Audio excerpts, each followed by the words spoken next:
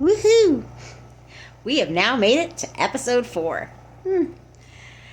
And you're probably wondering why I have a bunny filter on. And there's a really good reason for that.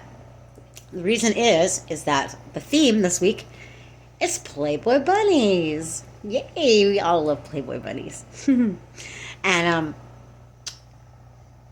Hugh Hefner opened his first Playboy club in Chicago in 1960, and it was a club that you had to have a special key for, and if you were a key holder, then you were allowed to go in there basically anytime you wanted to. And there was booze, music, and women, and it was every man's dream. It very quickly became the busiest club in America, and there was soon 40 of them, and it was considered Disneyland for adults. Look at all these lovely ladies. Could you imagine what it would be like being a Playboy centerfold at this time in the world when sitcoms weren't even allowed to show married couples sleeping in the same bed together? I'd say that these women were pretty brave.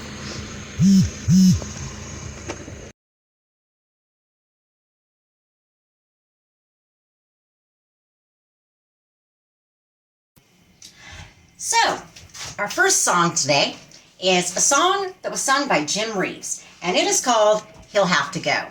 And when I was reading about it, they were talking about how it was this song about this man who was so in love with this woman, he calls her, and she has a company over, and he hears another male voice, and how much he loves her.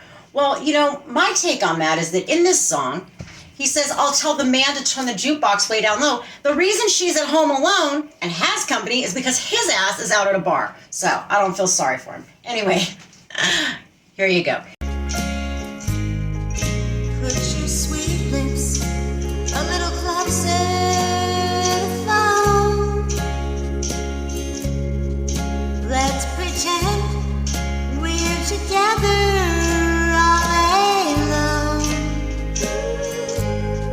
I'll tell the man to turn the jukebox way down low, and you can tell your friend there with you, she'll have to go. Whisper to me, tell. Hugh Hefner had the most prestigious club in the world because of his book. When I worked there, it wasn't but one Playboy club in the whole world. But people came in from all over the world because it was a status symbol. To have a key to the Playboy club is like having a Mercedes now. And people came in from all over. I mean, it became a tourist attraction for Chicago. And so when I get called down there, they say $50 for that one night. So I'm thinking, if I was working 7 nights a week, had no idea I would be one day. I said, it's 50. I didn't know it was that. Our next song was written and performed by Maurice Williams. He wrote it when he was 15 years old, and it was inspired by a date that he went on. The girl that he was out with was supposed to be home by 10 p.m., and he tried talking her into staying out past curfew. Didn't work, but he ended up with a song out of it. It is the shortest song to ever make the Billboard Top 100. So here it is.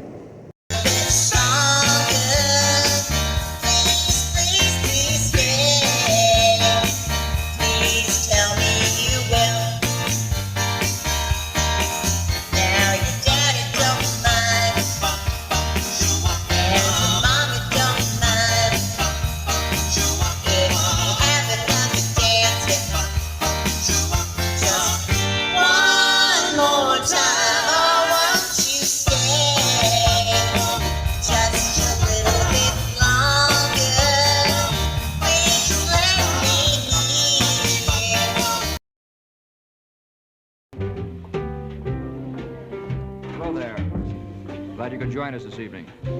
I'm Hugh Hefner, editor-publisher of Playboy magazine, and your host. And this is Playboy's Penthouse. Come on in and meet some of our guests. Well, here we have Eleanor Bradley and Miss Joyce Nazari, two of our most popular playmates, and Lenny Bruce, foremost exponent of sick humor and... Oh! Isn't that sick? tonic. Oh boy, the champagne is really making my nose bubbly, Uncle Hugh. Our final song today is another song by Elvis, and it's called It's Now or Never. And it happens to be Elvis's, supposedly, his favorite song. This song is about, basically, a guy who is explaining to a girl how much he loves her, and that he loves her so much that she should have sex with him. Like, right now, though, because if she doesn't have sex with him right now, it'll be too late tomorrow because he's not going to love her anymore. Because, you know, that's how love goes, I guess. No. Anyway, here's the song.